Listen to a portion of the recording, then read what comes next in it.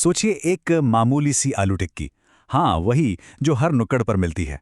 लेकिन क्या हो अगर मैं कहूं कि ये छोटी सी टिक्की अपने अंदर पूरी की पूरी कहानियां समेटे हो सकती है। तो चलिए आज इसी साधारण सी दिखने वाली टिक्की के पीछे छिपी दो असाधारण कहानियों में उतरते हैं। तो सवाल यही उठता है कि भाई एक ही चीज, एक ही डिश दो बिल्कुल अलग, एकदम ऑपोजिट फीलिंग्स कैसे पैदा कर सकती है। आज हम इसी पहेली को सुलझाएंगे, एक ही टिक्की से जुड़ी दो बिल्कुल अलग अलग कहानियों के जरिए। समझिए, एक ही सिक्के के दो पहलू हैं।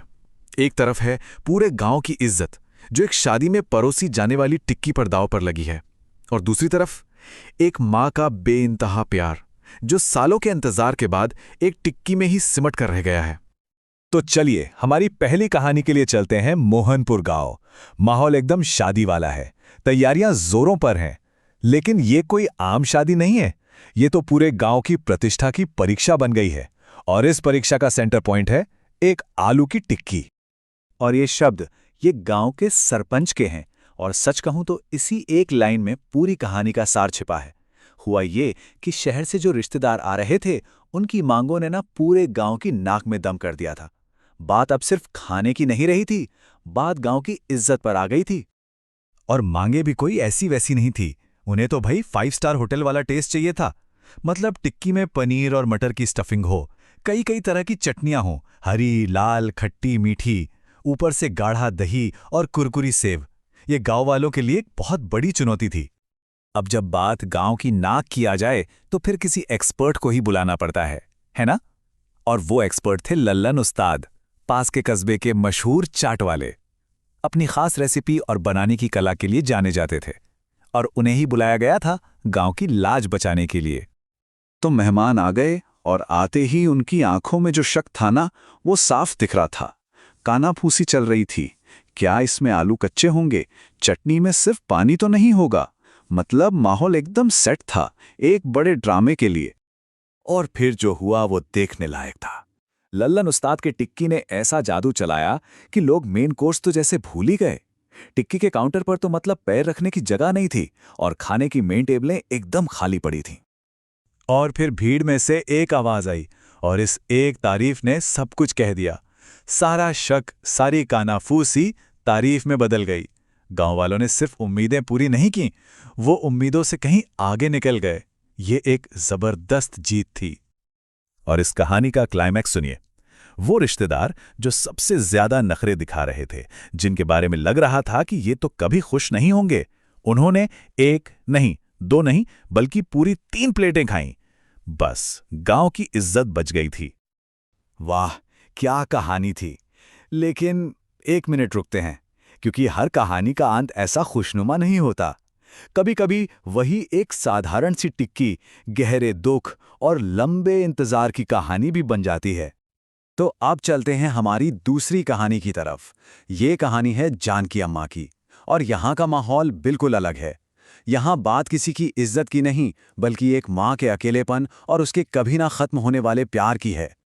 जानकी अम्मा, पूरा गांव उन्हें इसी नाम से जानता था।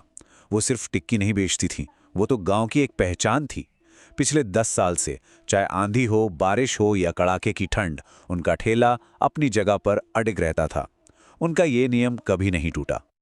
कहानी शुरू हुई थी बेटे मोहित को पढ़ाने के सपने से। उसी के लिए ये ठेला शुरू किया था।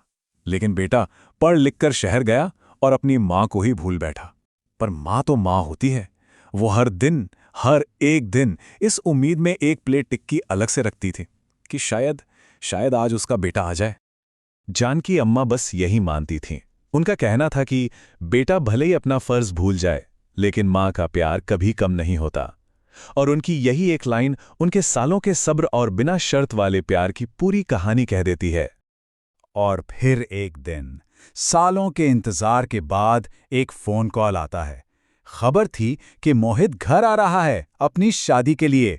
सोचिए जरा, जानकी अम्मा की खुशी, उनका चांद, उनका बेटा, इतने सालों बाद जो लौट रहा था, उनका इंतजार खत्म होने वाला था।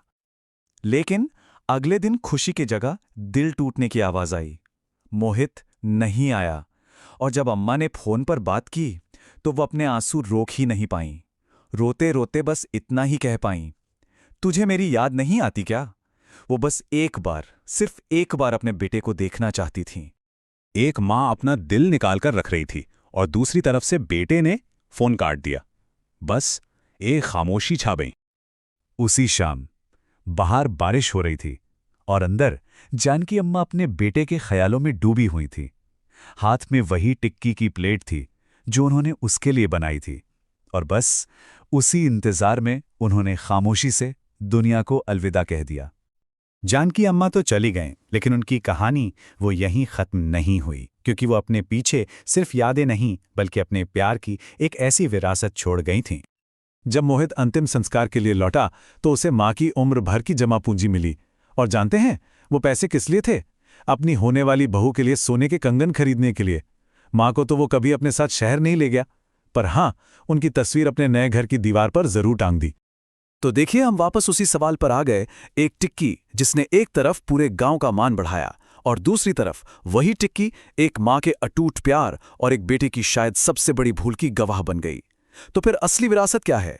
वो तारीफ जो दुनिया करती है, या वो प्यार जिसे हम अक्सर तब तक नहीं समझ पाते जब तक बहुत देर नहीं हो जाती?